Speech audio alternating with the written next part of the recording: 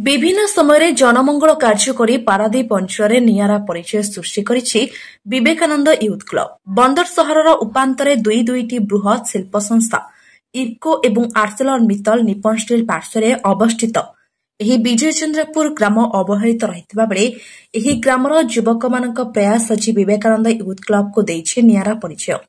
ଗୋଟିଏ ପଟେ ଗ୍ରାମର ପାରିପାର୍ଶ୍ୱିକ ପରିସ୍ଥିତିକୁ ନେଇ ବିଭିନ୍ନ ପ୍ରଶାସନିକ ଅଧିକାରୀମାନଙ୍କୁ ନିଜର ସମସ୍ୟାକୁ ନେଇ ବିଭିନ୍ନ ଅଧିକାରୀମାନଙ୍କୁ ଦାବି ଜଣାଇ ଅବହେଳିତ ଅବସ୍ଥାରେ ରହିଥିଲେ ମଧ୍ୟ ଯୁବକମାନଙ୍କ ପ୍ରୟାସ ଦେଇଛି ଭିନ୍ନ ପରିଚୟ।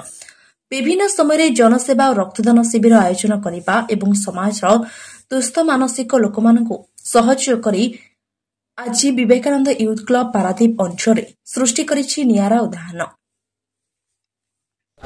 संजय कुमार बेहरा एडवोकेट प्रथम तो कृतज्ञता जनइबी जो विवेकानंद यूथ क्लब जो विजयचंद्रपुर ये एक सुंदर कार्यक्रम करिसेंती जे रक्तदान एक महदान परी कार्यक्रम को सेमाने हाथ बंदी से प्रथम कृतज्ञता जनइबी।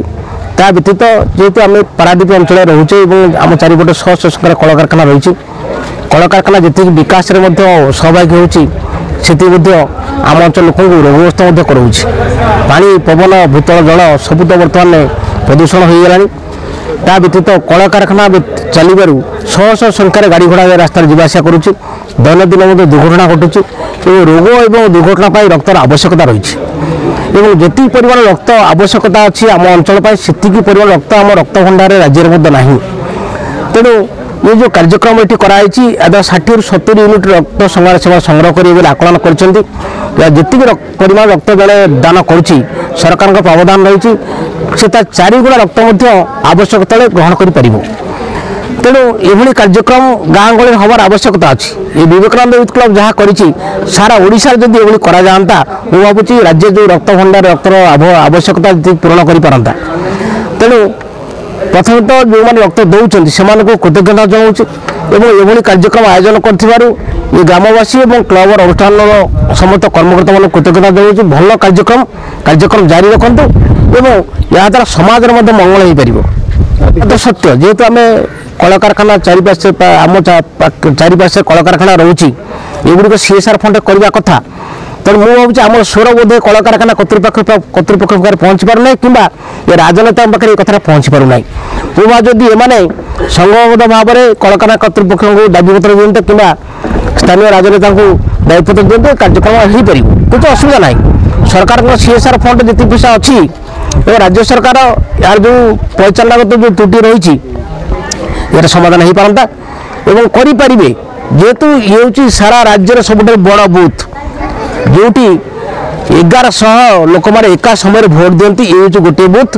तेणु 11 जहाँ पारिपार्श्विक उन्नयन करने कथा आम यही गाँव लगी रही आरसेल मित्तल निप्पन स्टील और इफको सरकार रही से मैंने कर्मकर्ता भेटू आम सहयोग जोगेदेबू जहाँ जहाँ विकास हवा कथा कर। नमस्कार मु जगन्नाथ हलदार सभापति विवेकानंद यूथ क्लब। देखु ये रक्तदान शिविर आज को 5 वर्ष है चालू अच्छी आगू चलो। वर्तमान समय आमर जो रास्ता दुर्घटना पारादीप विशेषकर पारादीप आपने जानते आप मीडिया तो बाहर डेली दिन एक्सीडेंट हो एक्सीडेंट रे विभिन्न प्रकार लोक रक्त विभिन्न प्राण हराउछन्ति। रास्ता जीवा बेले रक्त चली जाऊँगी एक्सीडेंट रोड रे चली जाऊँगी रक्त और मेडिकल रे रक्त मिलवा भी असुविधा होउछि। ता सहित विभिन्न प्रकार गरीब वर्गर लोक मैंने रक्त विभिन्न प्रकार जगह दौड़ दौड़ रक्त पाऊना से रक्त विभिन्न बहुत असुविधा भोगुची। आम से सब लोक आमर ये महत्व उद्देश्य नहीं ये अनुष्ठान आज रक्तदान शिविर आयोजन करते जो टाइम आम मानक जो जोगाजोग कर खबर पाई पहुँची से रक्त पहुँच देवाई आम व्यवस्था करुँ। आमर ये छोट पारादीप एक बृहत बंदर शिल्प अंचल और विभिन्न प्रकार चारिपार्श्व विभिन्न प्रकार शिल्प थी क्षुद्र ग्राम युवक मानक नहीं ये अनुष्ठान चलुची।